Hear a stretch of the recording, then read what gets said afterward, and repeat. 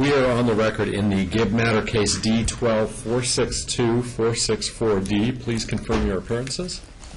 Good morning, Your Honor. David Ron, bar number 5098, representing Ms. Gibb, and I also wanted to take the opportunity to introduce the court to Michael Beatty, who's a good associate in our firm. Just took the bar exam. He's waiting for his results. Oh, fantastic. And as soon as he comes aboard, he'll be aboard. All right. Good morning and welcome. Thank you. Good morning, Your Honor. Mishanti Kramer, bar number 11545, representing the the defendant, Christian Gibb, who is present. Good morning. This is the time set for hearing on multiple motions. Defendant's motion for an order to show cause and related relief, the opposition and counter motion in response thereto, as well as the motion for a continuance that was consolidated or expedited on an order shortening time set for today. I did receive an opposition that I've had a chance to read from the plaintiff. So I've read the papers. This matter currently is set for October 4th for the evidentiary proceedings on the plaintiff's request to relocate and the defendant's request to modify spousal support. Discovery is open, and I've issued some scheduling orders previously. Have any issues been resolved by way of stipulation or agreement? No, Your Honor. Let me just note at the outset, and there are really two motions that the defendant has filed, and I'll hear some brief argument in regards to the issues. Let me just start with the existing trial date that's set for October 4th. And I know there's a travel schedule of counsel that is mentioned in the papers. And I also recognize that when I originally set this, it falls in the middle of the first semester of school. But I knew that at the time, and I made comments about the fact that because I believe Zariah is in first grade, is that right? She'll be starting first grade. First grade. So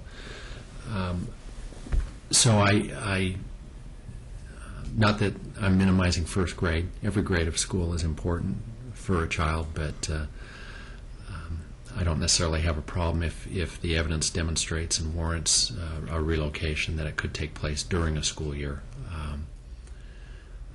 With that being said, I also wanted to note in looking at that trial date schedule that the October 4th is the date that I've learned that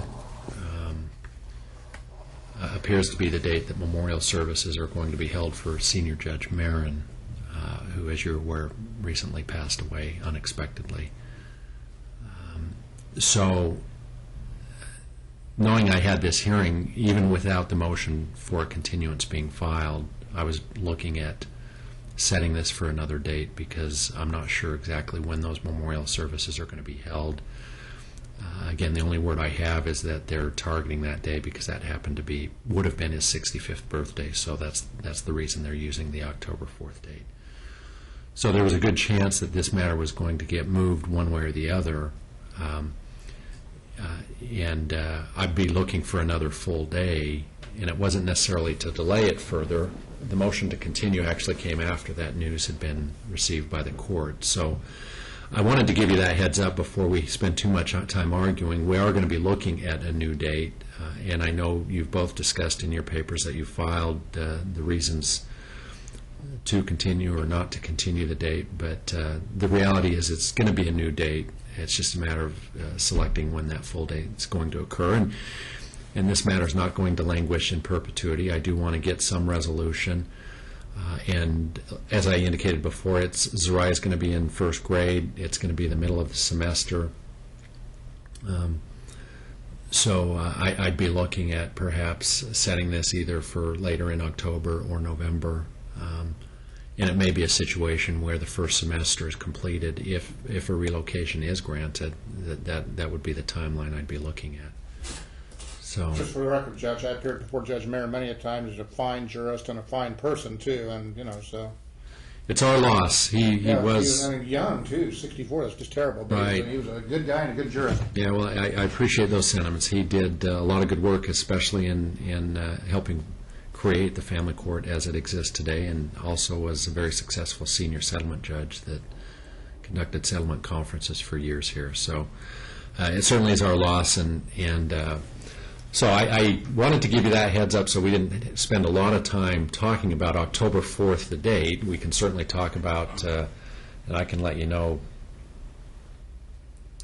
the dates that I have available, just so you're aware.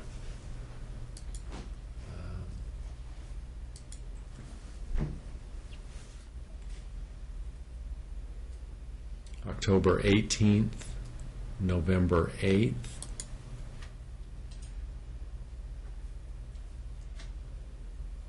I have some half-day Fridays, which I don't know will work in this situation. Then we're looking at December, so Well, looking at interesting. either the 18th or November 8th. Let me know if there are any conflicts with those dates. As I head to Chile on next Tuesday, I'm actually coming back I was coming back for this trial, a couple others too, so it works out. And I'm leaving my wife down there, and she's not coming back till November 28th, so I was actually going to go back. So for my purposes, I can extend my stay or change my ticket, and the October 18th would work best for me so that I can get back to Chile where my wife is. And as the court may recall, my wife has rheumatoid arthritis, chronic neutropenia, and leukemia, so it's a little daunting to leave her down there by herself, but that's what we're going to do. So, Okay. Counsel? Either date is fine with me. Let's go ahead and continue it to October 18th at 9 a.m. Again, it's a full day.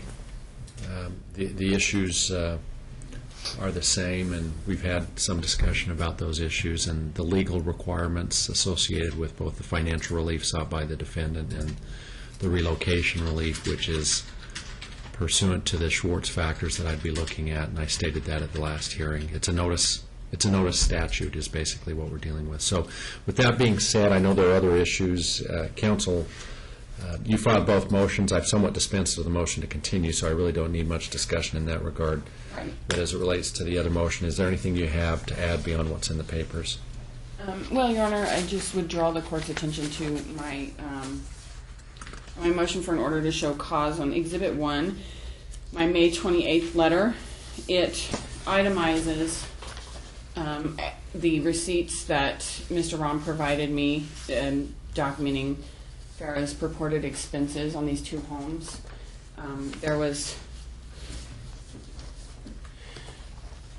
There's things like replacement tiles, and the embroidery house doesn't have tile countertops as Formica.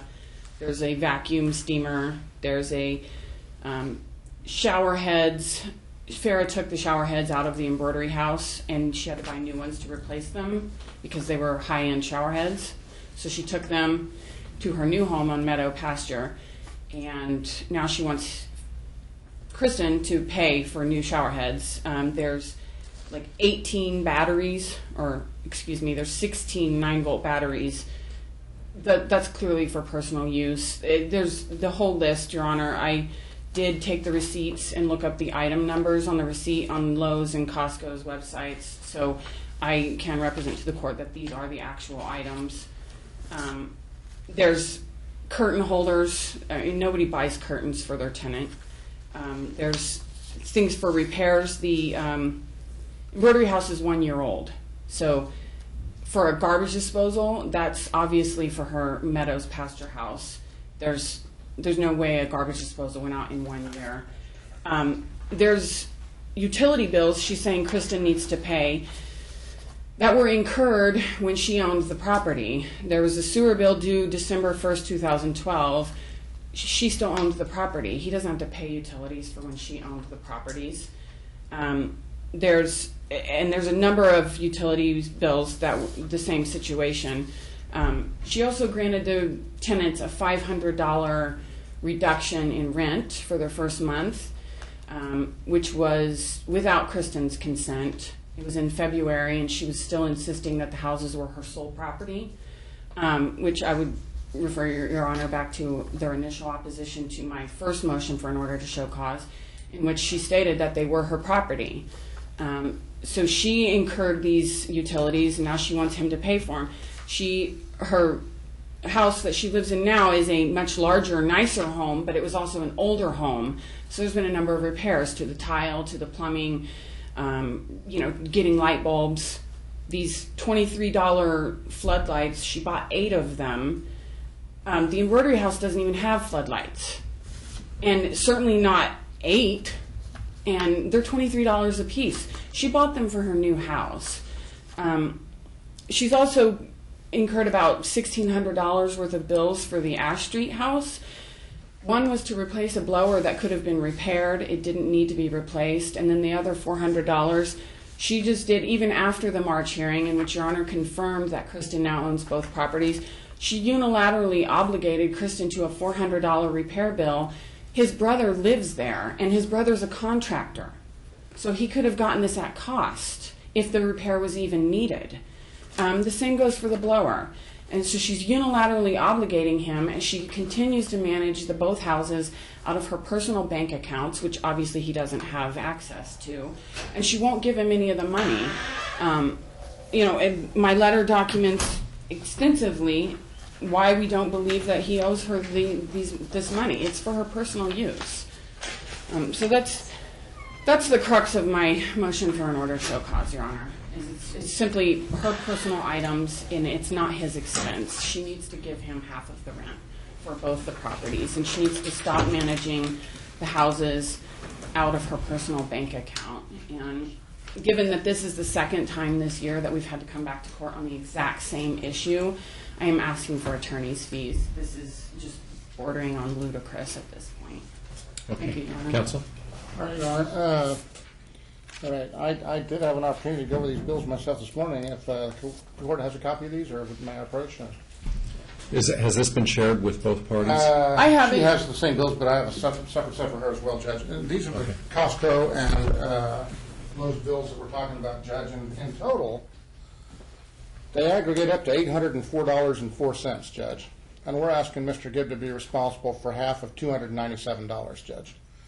So opposing counsel is exactly right when she says there's lots of things on there that Farrah used for her new house. I'm going to object, Your Honor, because he's patently misrepresenting the facts to this tribunal. Okay, this is argument. You'll have a chance to respond.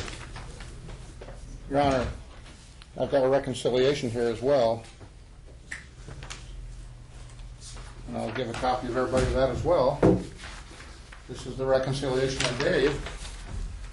And it says Lowe's Costco received $297.80. So it's my understanding, Judge, unless I'm missing something, which maybe I am, I have before, that we're looking at, out of the $800 that she spent at Lowe's and Costco, $297 of it is what we're asking him to split. The rest of it she used for her new house. We don't dispute that. So we're not asking her to pay. The aggregate total of these bills is $800, Judge. The reconciliation we gave him said $297. So she's right. There are a lot of items on there that we're not asking him to reimburse half of. We're asking him to reimburse half of $297. That's what we're asking him to reimburse. Now, according to the letter I got from Ms. Kramer, which I also have 3 copies of, she indicated that she objected to certain charges, and she thinks the amount should be $191. We think it should be $297. So basically, Judge, we're here fighting over $106. That's the first thing. The second thing is, that's as to the house here in Las Vegas. Now, the house here in Las Vegas, Judge, was a foreclosure. When Mr. and Mrs. Gibb were married and they purchased that house, it was a foreclosure, and it needed work. But they moved in because he was transferred here, and they didn't have a lot of time to do the work. So when the house was rented out, the tenant signed a 36-month lease, Judge, and she gave him a $500 credit. That's not a bad trade-off for getting a nice long-term lease in this market. That's what realtors do. They make deals like that, Judge. My client has always managed these houses. She managed them when they were married, and she's managed them since they've been married. She's always managed it. And at the time, Judge, that she spent this money, she thought it was her house. And she thought when she spent this money, she wasn't going to get reimbursed from anybody. So why would she waste money on unnecessary repairs? Because she wasn't going to be able to turn around and try to get half of it back from Mr. Gibb. She thought she owned the houses. It wasn't until we came in here in March and the court ruled that actually the houses were jointly owned, that Mr. Gibb says, well, now I want half the rent. And we said, all right, you can have half the rent, but there's bills, there's expenses. The blower motor at the Ash House, If you want to put my client under, you want to swear in, she'll testify, Judge, that the tenant moved out because she refused to fix the blower motor. And it was below zero when they contacted her, and they ultimately moved out, and she was fortunate enough to get another tenant in that month, so she had to repair the blower motor. At the time, the valve in the fireplace didn't work either, so they couldn't use the fireplace. So they were unhappy about both those things. The new tenant came in, and one of the first questions she asked is, how come I can't use the fireplace? So she had to fix the valve in the fireplace. She has now, if we want to set it where she has to contact him every time a necessary repair needs to be made, we can do that, Judge. I think we need to set a floor if we're going to do that. She has always handled these properties, Judge. She's always managed them and maintained them. She's not going to waste money, Judge. If we want to look at the record here, it's pretty clear who's financially responsible and who's totally financially irresponsible. And my client is the responsible one. So the fact of the matter is, Judge, we're not asking him to reimburse her for the stuff that she bought for her new house. We're asking him to reimburse her half of $297. We gave him a thorough reconciliation. The sewer bill was paid in 2012, but it's for 2013 because you pay it in advance. So he owes part of that because he's entitled to half the house as of your ruling in March. So maybe we have to divide that up, and she's responsible for January and February and until March the 12th. I mean, we're talking about pennies here, Judge. It's ridiculous. The fact is, Judge, is that what they want to argue is that they own the houses jointly, but then for a period of time she owned them, but now they own them jointly again, so he shouldn't have to pay half the sewer bills and half the other utility bills for this period of time when she theoretically owned it herself. But in fact, the court ruled that they jointly owned them, and so it was an error for her to believe that she owned them herself. They actually always jointly owned them. So he should pay half of those expenses. The fact is, Judge, is that we're not over here fighting about $800 worth of receipts. We're fighting about $297 worth of receipts. And the repairs done to the ash house, which was the blower and the valve for the fireplace.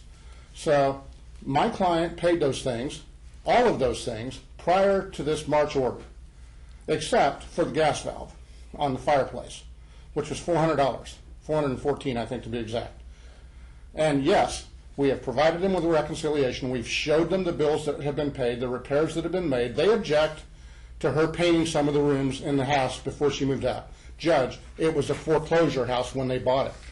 They lived in it with a 6-year-old and a 2-year-old. You think kids might have banged some toys off the walls? You think maybe the walls needed to be painted? She could have hired somebody to do it, and it would have cost a lot more.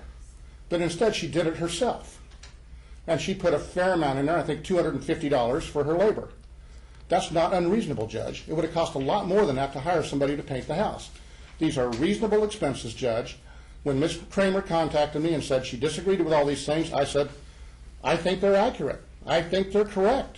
I stand on what I've given you already. And if you think you have to file a motion, then go ahead and file a motion, because I think they're correct. And if they're wrong, and Ms. Kramer can prove to your satisfaction they're wrong, then I guess I'm wrong, Judge, but I think they're correct. I did them to the best of my ability. There was no intent to hinder or defraud anybody. The bottom line is here, Judge, he wants the benefit of owning the houses without the responsibility. This is a recurring theme in this case, Judge. He wants the benefits without the responsibility. There are costs associated with owning rental properties, and those costs have to be split, just like the income has to be split. And all we're asking, Judge, is we've given him a reconciliation. We've shown what the expenses are. We've told him exactly when those expenses will be ameliorated by the rent we're receiving. And by the way, Judge, on both of these houses aggregately, we're talking $255 a month. $255. Is that correct? $255? Is that his portion of profit? Yes. Yeah, both of us received $255. We're looking at $255 a month, Judge. So, honestly, Judge, I'm not sure why we're here, because I know the courts hate to be referees post-divorce and have to deal with these kind of issues. And if I'm wrong, then I'll apologize to Ms. Kramer and to the court and say I was wrong. But as far as I can tell, Judge, based on the reconciliation I did, having reviewed the receipts, and having known the whole story, I believe our position is correct. Your Honor, she has refused to contact Kristen on any repairs whatsoever. She unilaterally makes decisions about repairing the house. She does not talk to him about it. And then whenever I say, you guys have to respond to my letter, I sent this to you months ago, I need a response, they show up with a $400 bill. for some blower that she didn't tell him about. As far as the expenses go, she wants him to pay her $750 for painting a room.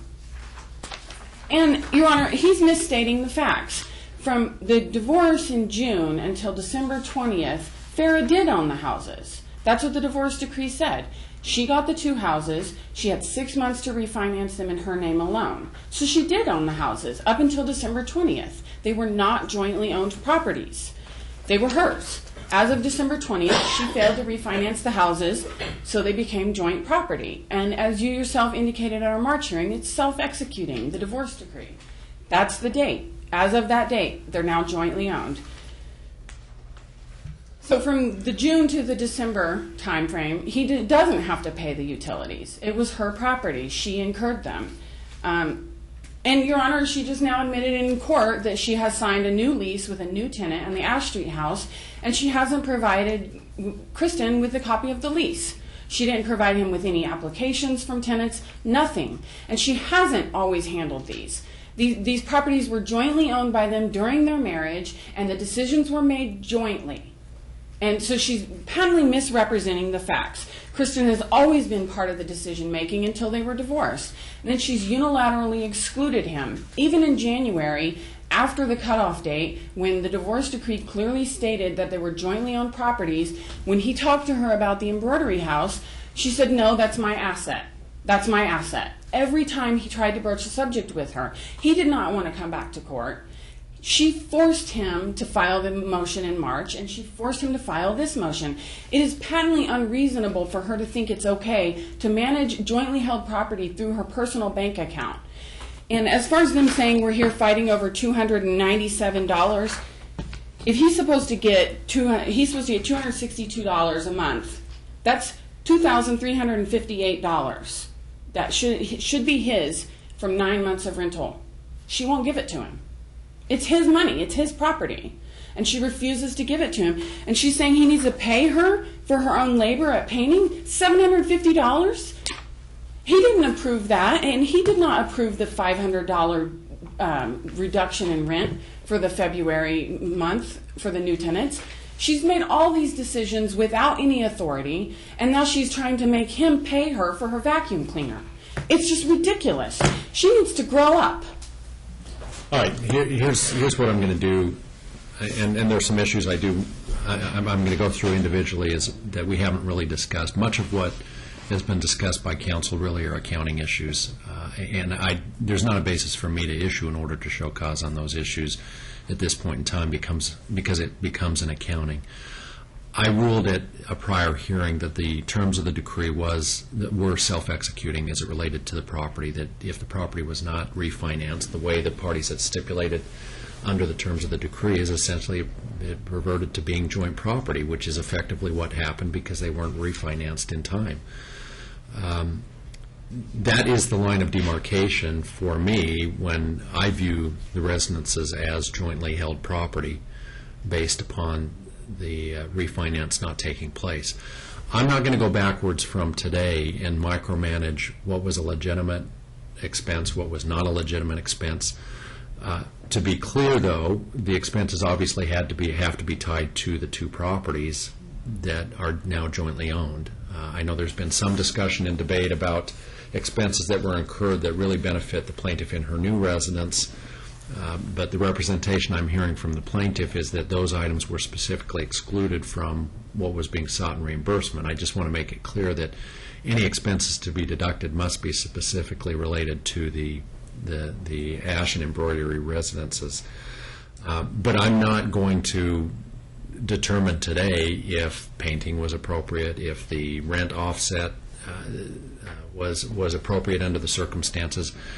I'm not going to micromanage what happened back at that time. Moving forward, I do believe it would be beneficial to establish a certain degree of protocol for the parties as it relates to future expenses. So I am going to establish essentially a baseline of any expense above $250 needs to be communicated between the parties and approved by both parties as it relates to either property.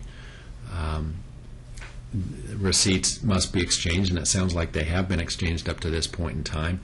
I'm not in a position, and perhaps it's an evidentiary issue, but I hope it's not going to be part of our evidentiary proceedings in terms of the accounting. If we're talking about less than $200, we don't need to spend time on that at the time of trial. There are much larger issues that we're going to be looking at, including plaintiff's request for relocation and defendant's request to reduce spousal support. So keep that in mind. It's a matter of accounting, and I've given you some direction and instruction, and I just want to be clear that I'm not going to go backwards and start exercising value judgments on whether or not I feel a repair was necessary or it could have been done in a cheaper fashion. I'm just not going to do that. But going forward, I think you have a protocol in place that you know if there's an expense that's going to be incurred above $250, you need to get the other party on board. There were there are issues raised in the counter motion filed by the plaintiff that I don't know that the defendant has had sufficient time to file or to. Yeah, Your Honor, in my opposition, I addressed that. You addressed some of the issues, and you'd mentioned some of the concerns about the QDRO, and has Marvin Snyder been paid? No, he's not. He doesn't have all the right information, so he can't do it anyway, but he has not been paid. Well, I'm not sure how the two connect with each other. The order was that he was to pay. Right, and Mr. he Snyder. hasn't, and it's because they need to get together and they need to work on it together to make sure that he has the correct information. Again, that doesn't make any sense. He has to make the payment. I understand there may be some discrepancies into what language is going to be included. As I reviewed the decree, essentially it's a simple time rule analysis. As I look at the language of the decree, the length of service during the marriage versus the total length of service, that's what the plaintiff is entitled to receive. I don't detect that she's asking for anything beyond what the law allows her to receive. Mr. Rahm has represented to Mr. Snyder that they were married the entire time Kristen was in the Air Force, and that's not the case. He was in the Air Force for over a year before they were married, so she's not entitled to that time. She's also not entitled to pay at his rank of major because the divorce was finalized when he was still a captain. So Mr. Rahm has represented to Mr. Snyder that he's a major and that the whole amount of marriage was, or that the entire military service was during the marriage. So that has to be corrected. So he does need to pay. Yes, Your Honor, you are correct in that. Well, he's ordered to pay. He's been ordered to pay, and there's no, I don't understand, there's no connection between the two. Well, you're right. And saying, look, I think I understand as Mr. Snyder prepares the QDRO, there may be discrepancies on what language goes into that, but quite frankly, what I anticipate seeing from Mr. Snyder or whoever prepares and it's not really a QDRO because it's a military benefit, it's different lingo, but we use QDRO language even though it doesn't really apply to the military. It's going to be a simple formula that, quite frankly, I don't know that will even reference the rank of the participant. It does, Your Honor, because it's tied to the rank and the pay and the amount of pay. Well, I understand that, and the issue becomes whether or not that rank advancement has any association or connection with the service that was rendered during the marriage, or whether it was an advancement that was independent and achieved by independent effort after the divorce. The case law is clear that if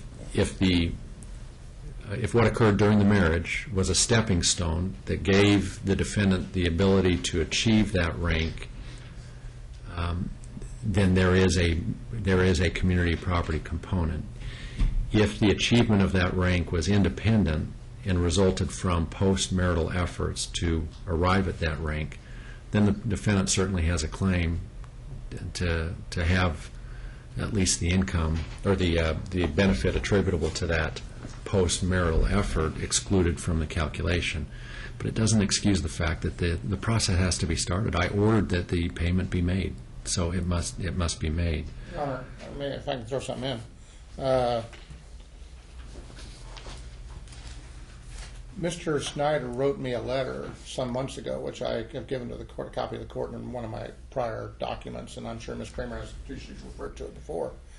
And he's the one who raised the issue of the COLA and survivor benefits. That's not anything. Your Honor, I'm going to object right here. He's trying to sneak in something. I'm not trying to sneak in anything. No, I'm trying to you are explain. trying to sneak Stop. in additional benefits. Ms. Gibb was represented throughout the entire divorce proceeding. She's not entitled to a second bite at the apple. Just because you were not competent to handle a matter, he should have associated an attorney who was competent. I don't need that. Okay, these personal attacks need to stop. Your Honor, This is not professional at all, and I want it to stop.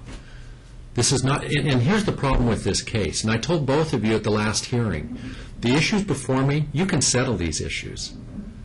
But for the fact that I'm concerned that counsel are interfering with the ability of these parties to settle this, because this is becoming way too personal. And it needs to stop. You need to lay down the swords.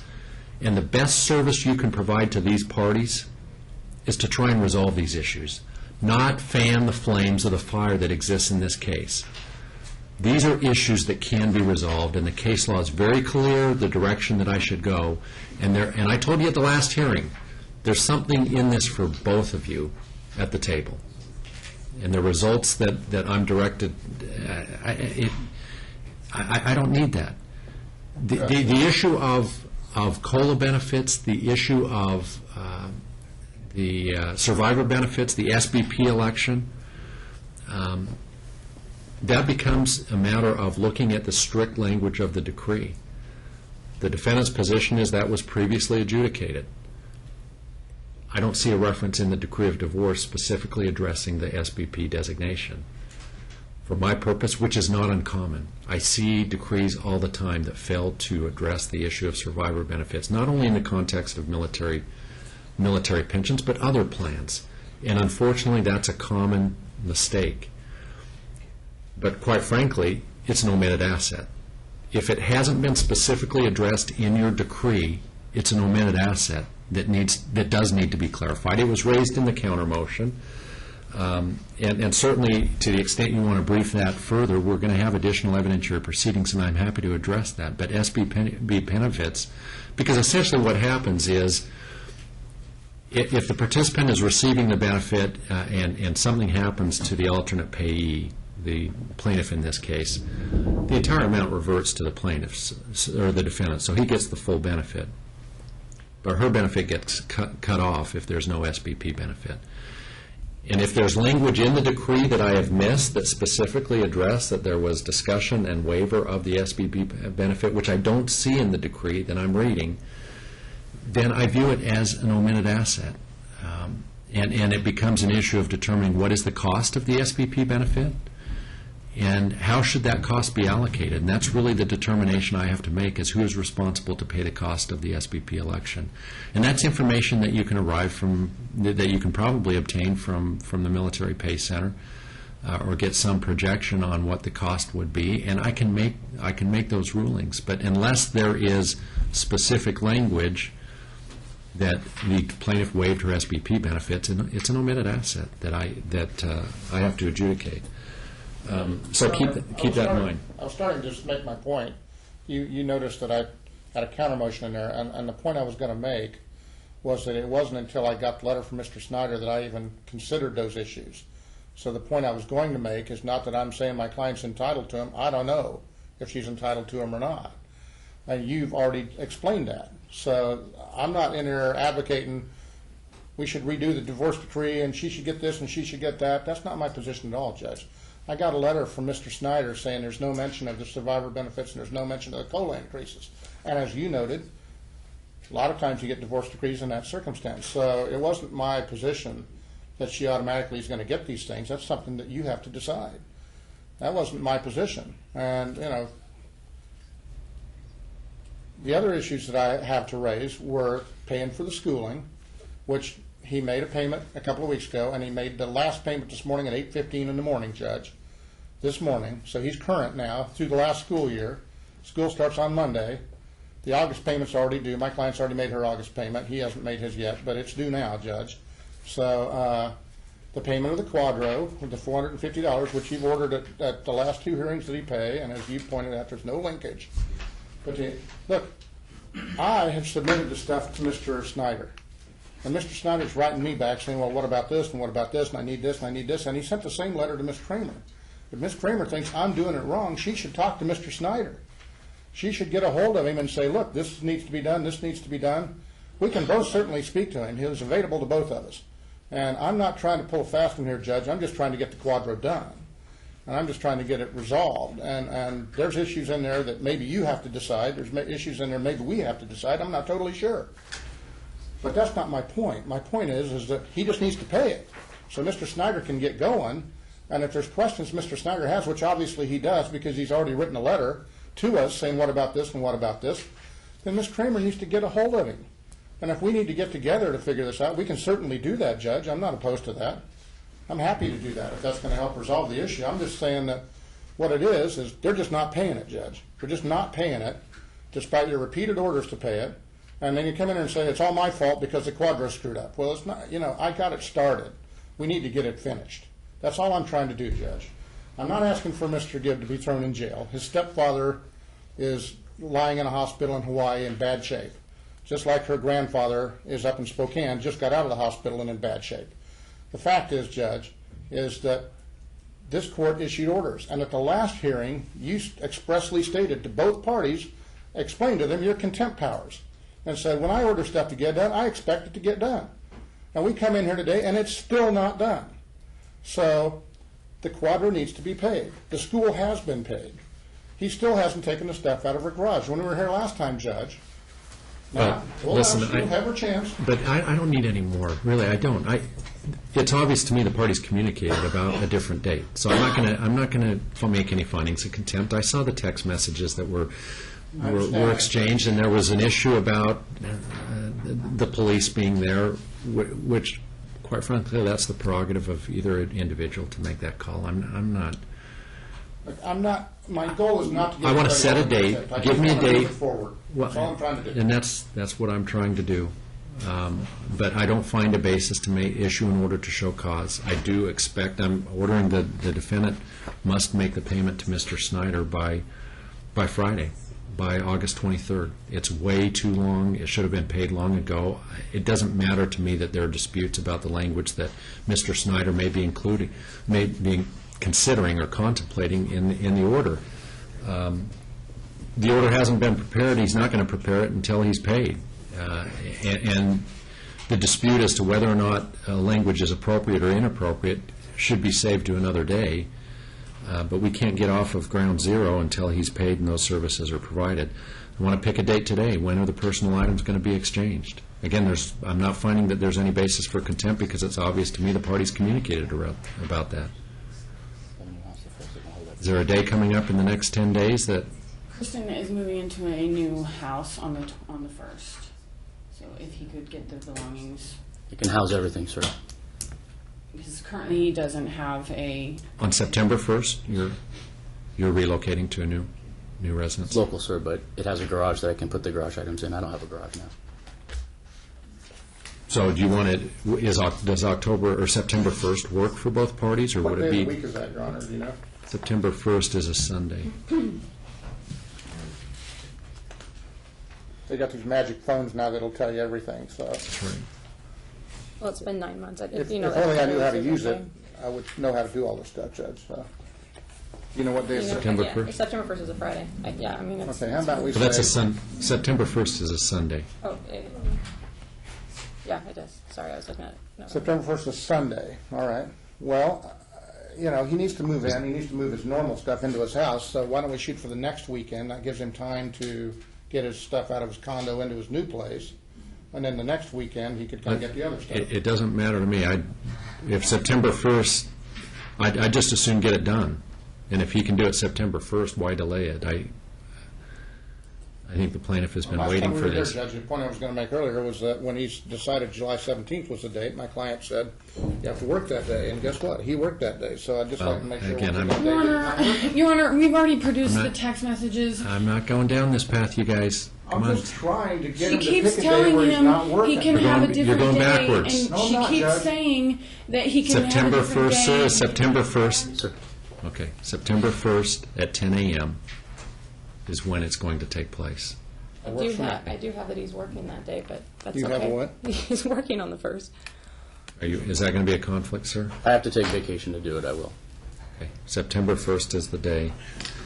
Your Honor, well, I was wondering if I can get some clarity on the bank account. I think that there needs to be a separate bank account set up that both parties can access to handle the rent and the mortgage payments on the two houses. And our position is that Farah owes Kristen money for the last 9 months of the rent. He hasn't been paid a single dime, in addition to the notice of expenses and approval by parties. We would like some kind of clarity because she's not going to pay him without an order. That's my feeling. Well, again, this is an accounting issue. I'm not going to make any changes today. When we come back for the evidentiary hearing, that's something I'll consider. I think we do need to gravitate towards a bank account that's dedicated solely to the properties. I think that makes sense in the future, and so I think that's something to consider. I'm not going to make that order today.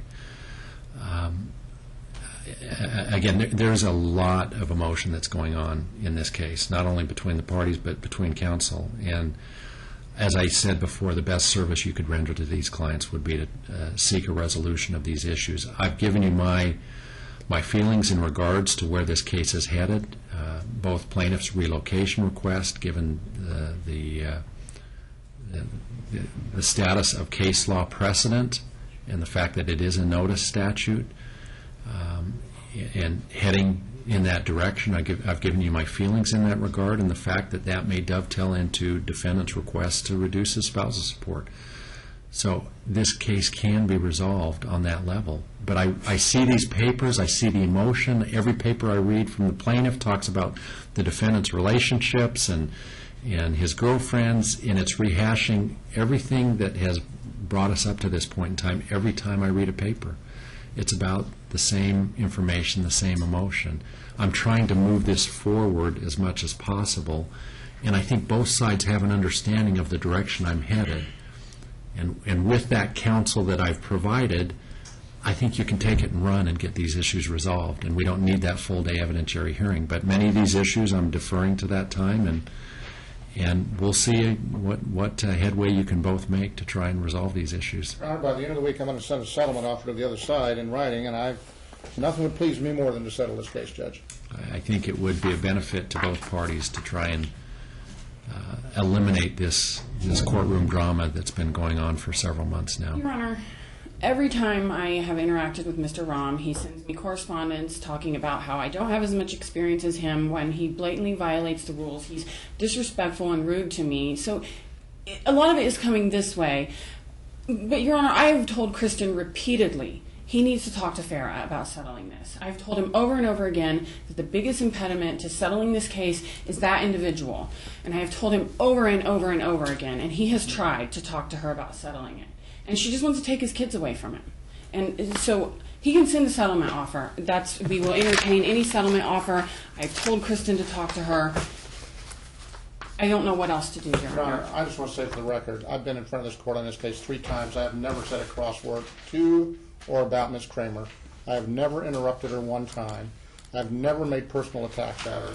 And honestly, I regret that the court is saying to both parties that we're hindering this thing, because frankly, Judge, I settle a lot of cases when I'm dealing with attorneys like Bruce Anderson and people like that can be settled, and this case is eminently settleable, and it should be settled. You've given as clear direction as you can give where you think you're going with this thing, and I would love to settle it. Then I wouldn't have to come back on October 18th. I could be in Chile instead, Judge. Well, this case should settle, but I think both sides have some ownership in the direction it heads and where it's at now, because I see the emotion that is raised in the papers that are filed on both sides that, again, deal with issues that obviously are sore subjects for both parties.